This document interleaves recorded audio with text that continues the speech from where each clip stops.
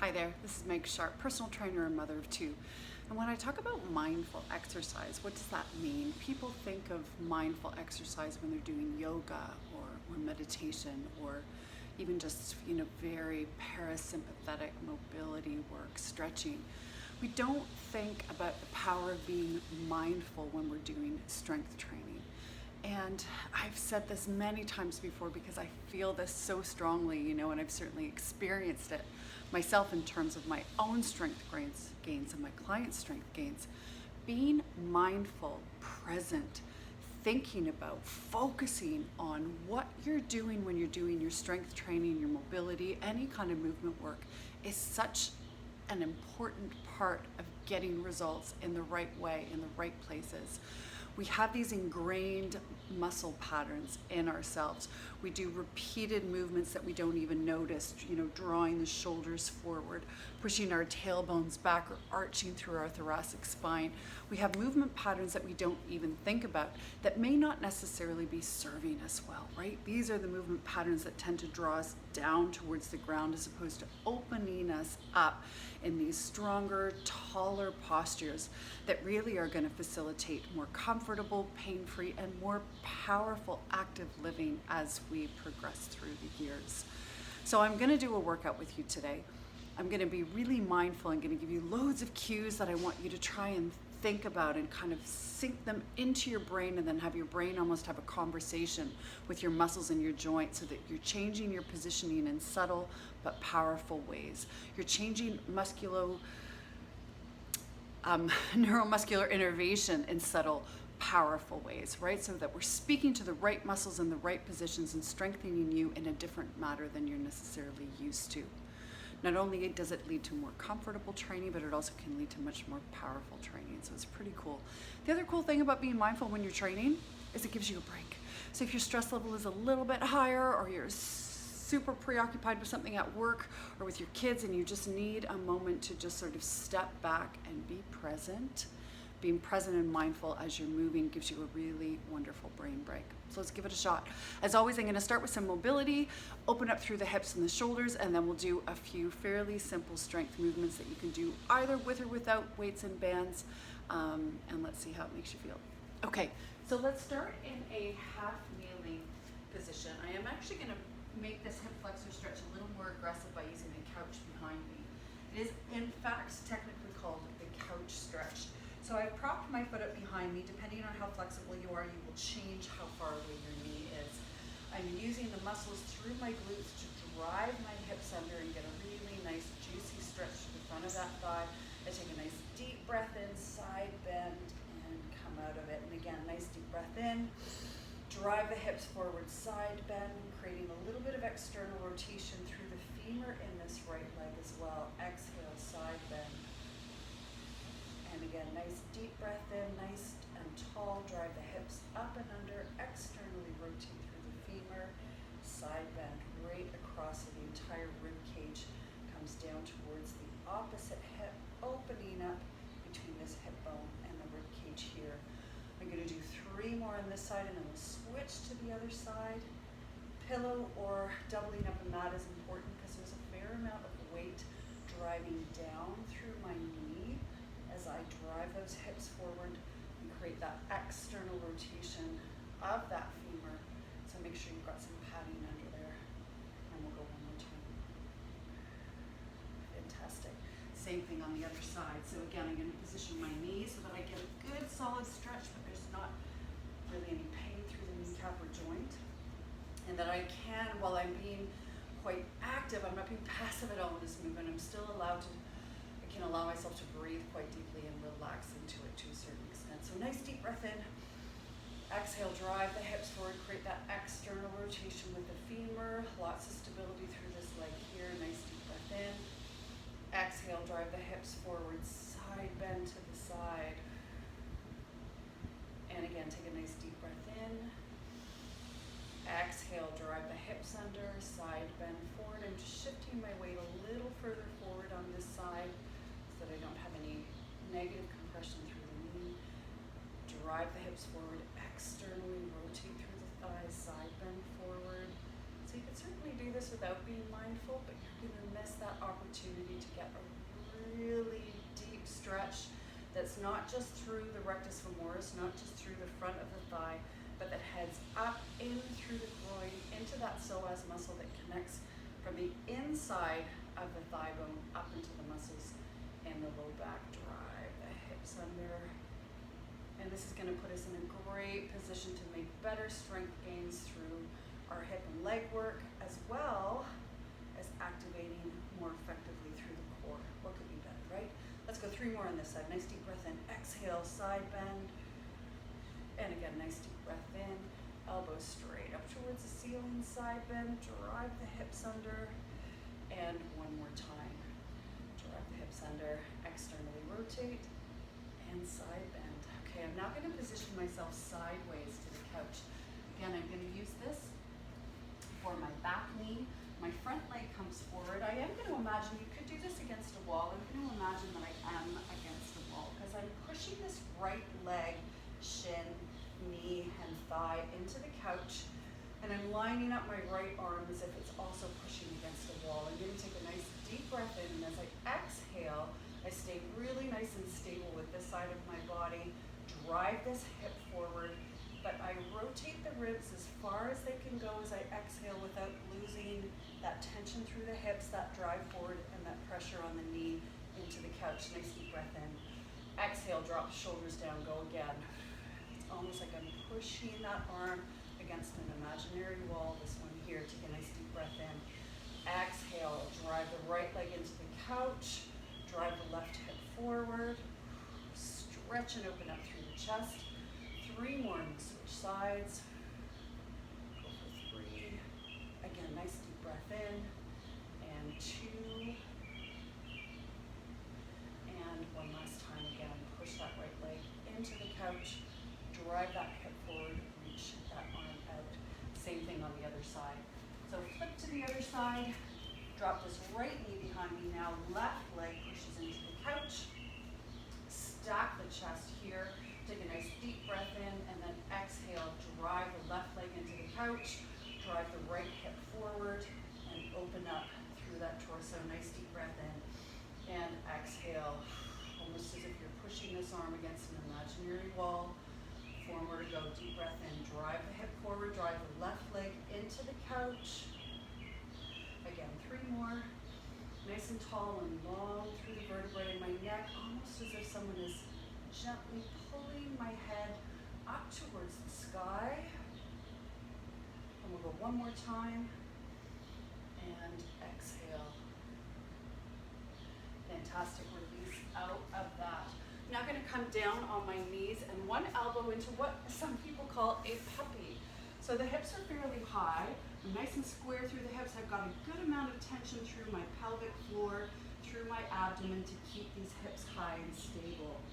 One elbow comes down to the ground. I'm going to drive this elbow down towards my lap like a plank, square the shoulders, and then press this opposite hand down into the floor as I drive my chest down into the mat, stretching in through the front of the shoulder and armpit. And again, take a nice deep breath in. Exhale, push the hand into the mat, drive the chest down. And again, nice deep breath in. Exhale, push the hand into the mat, drive the chest down. Drive this opposite elbow towards your lap, creating a little bit of abdominal stability and strength. Go 2 more, press the hand down, square the shoulders and the hips, push down towards the ground, open up that chest. And 1 more time. Exhale, push that chest down, push the hand into the mat or floor or carpet or ground and relax out of it. We're going to do the same thing on the other side. So now drive this arm down, drive the elbow down towards your knees, square your chest, tension through the abdominal so there's no undue pressure going into that low back. Extend the hand out, square the chest and drive the chest and hand down into the mat as you exhale. And do that again. Nice deep breath in, tension through the abs, protect the low back, drive this elbow down towards the knee. 3 more on this side. Nice deep breath in. Exhale, push the hand into the mat, keep the hips high, stretch through that armpit and chest. And 2 more to go. Nice deep breath in. Exhale, drive this elbow down towards your lap. Tension through the abs to protect that low back. And 1 more time. Exhale.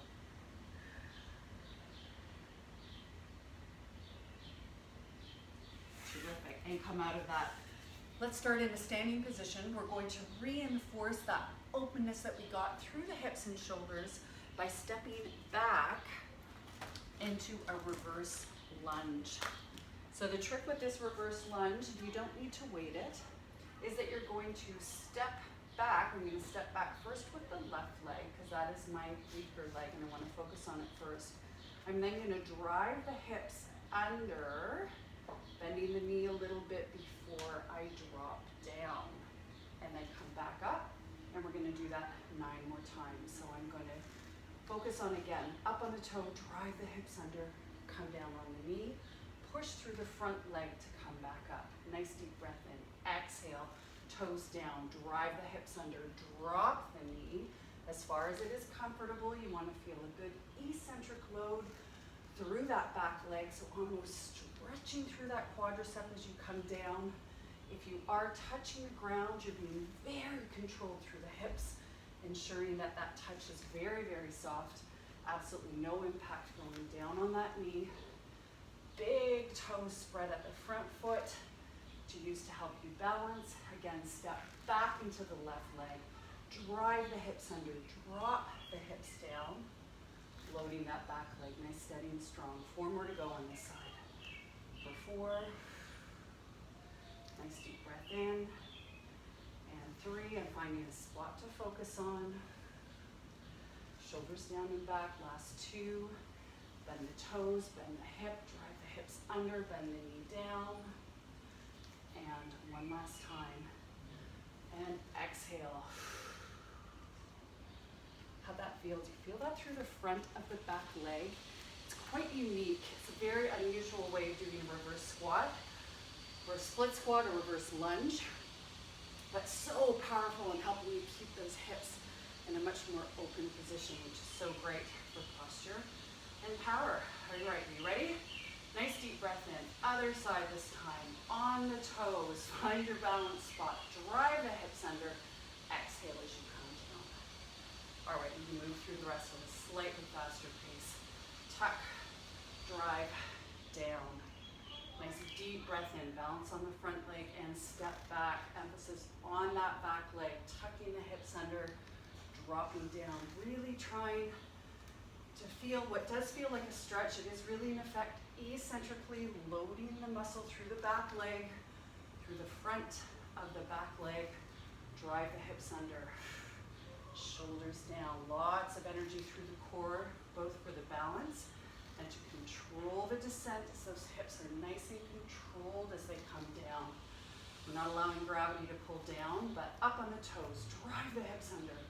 Slow and controlled descend towards the ground. 4 more on this side, hopefully feeling that quadricep muscle opening up, firing as you ask it to spread and lengthen. Come back up on the front foot. Deep breath in. Exhale, last 2 here. And then we're going to go 1 more time. Drive the hip under. Fantastic. Great. Okay, let's carefully put these weights down. And we're going to go into what's called a Renegade Row. So our Renegade Row is a fabulous one for taxing both core strength, shoulder strength, into the bicep and into the back, the rhomboids, a little bit through the lats.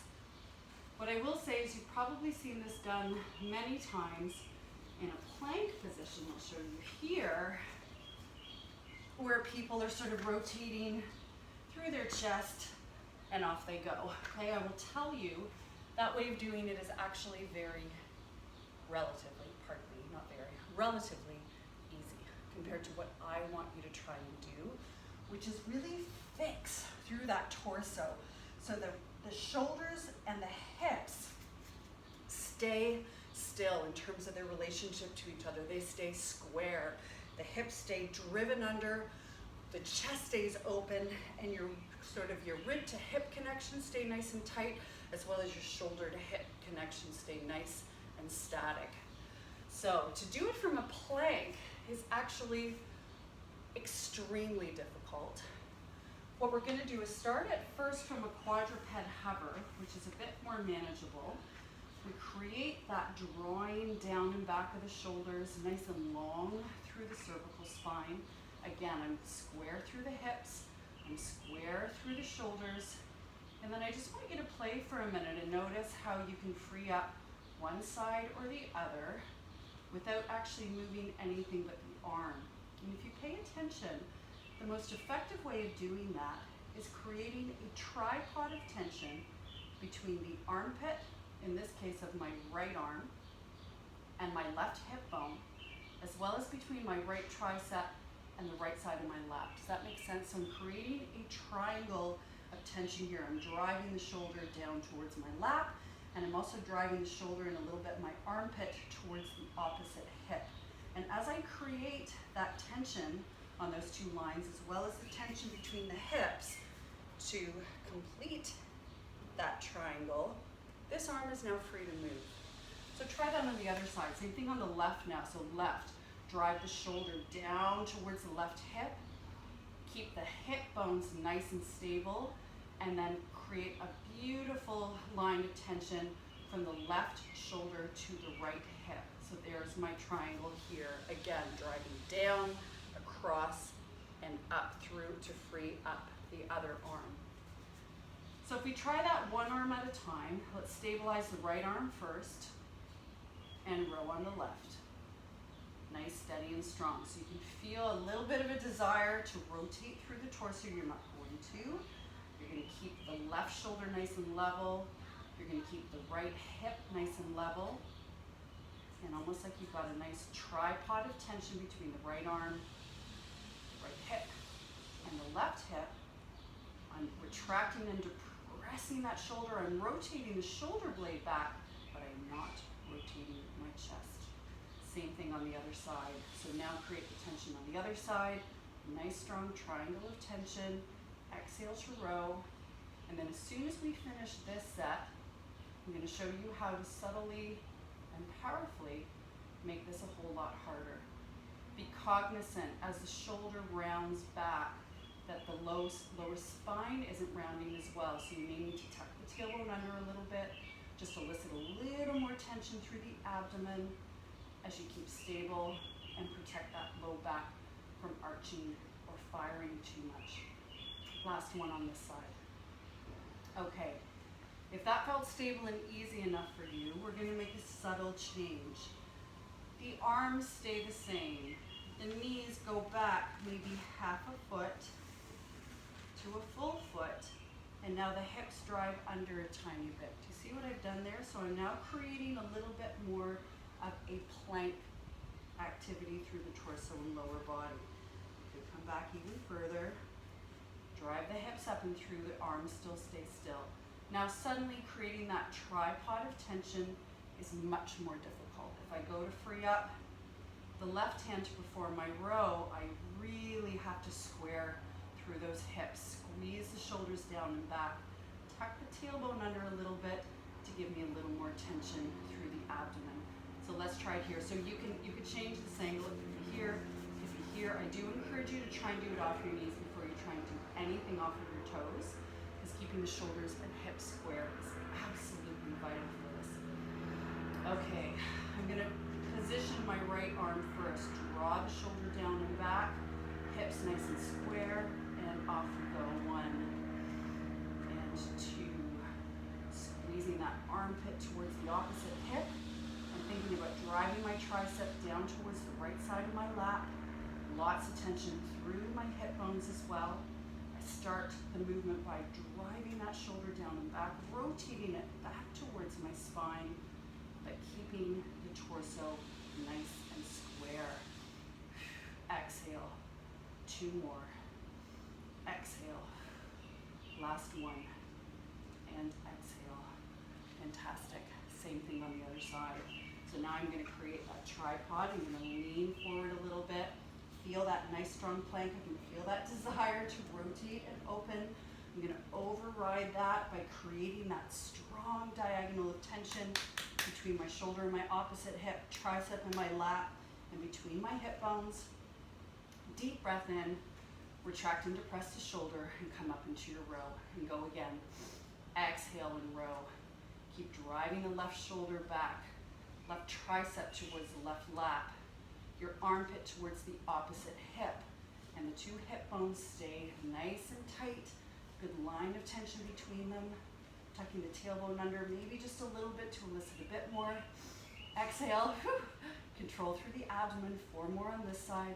Shoulder down and back, retracting and depressing. And 3.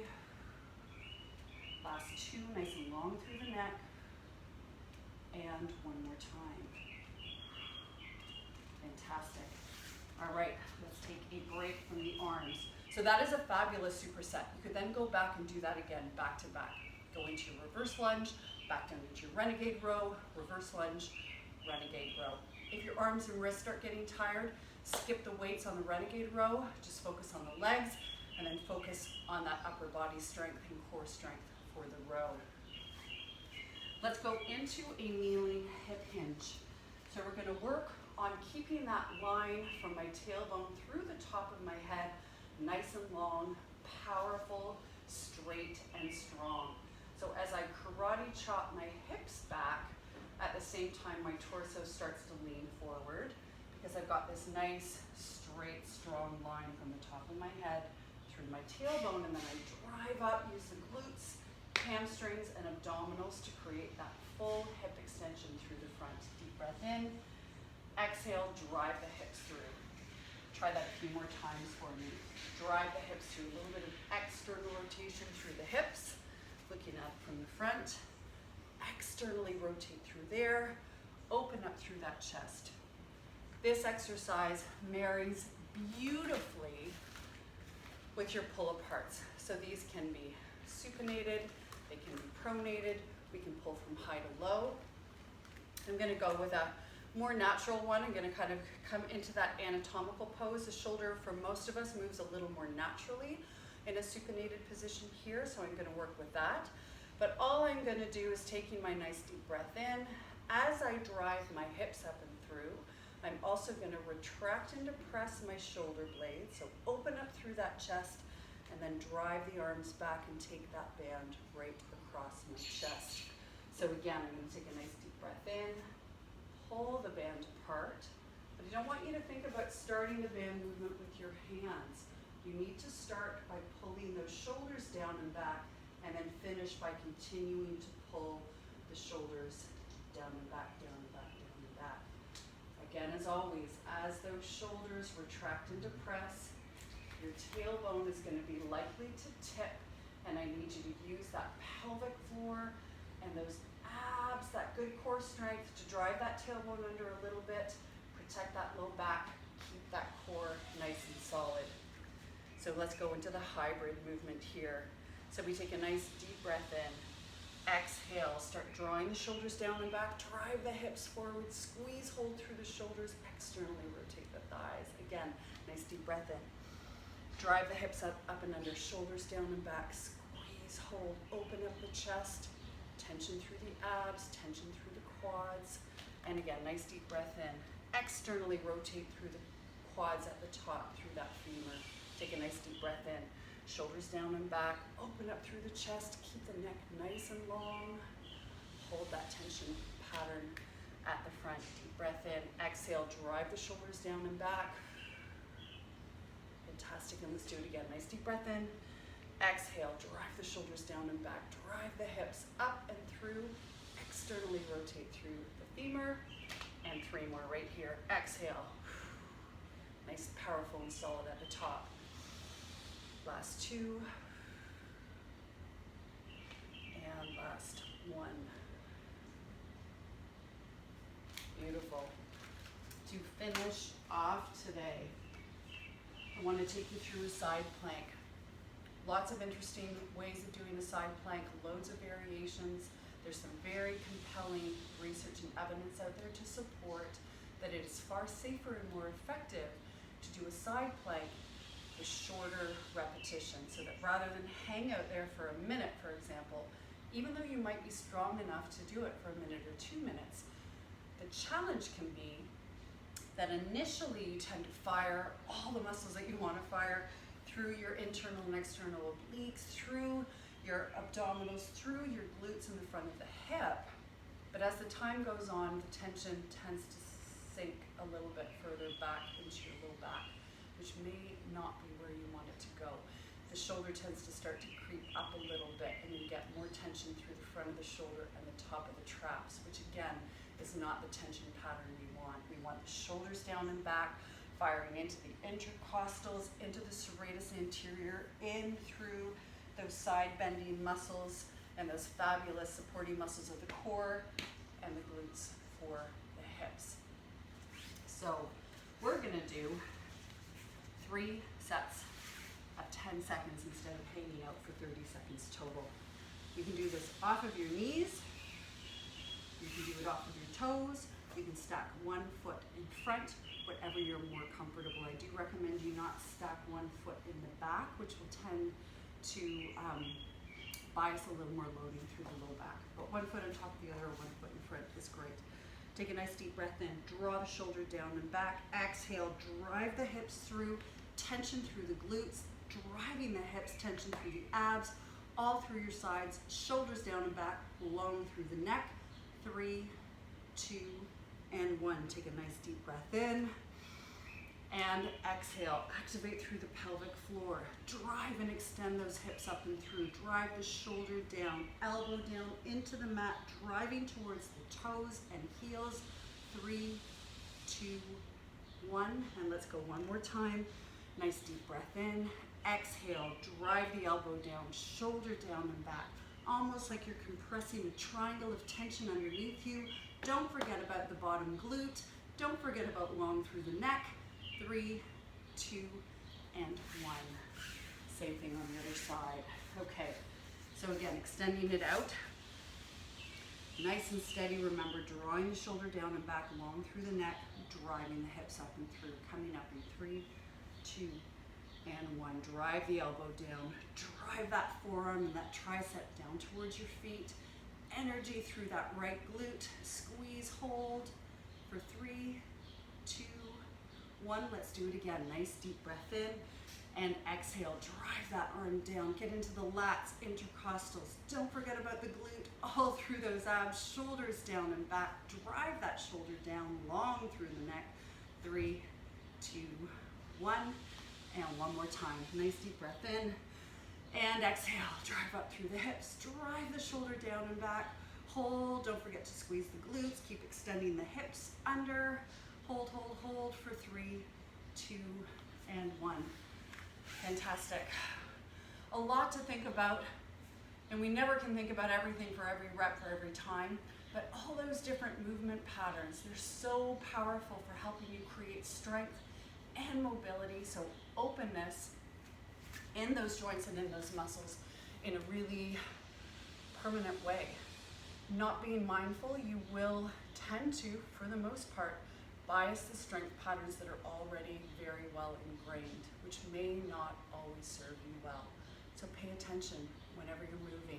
What is it that you want to move? What do you want to be more open? Where do you want to be taller? Where do you need to be straighter or more curved, less curved in terms of your bones and your spine? Give it a shot.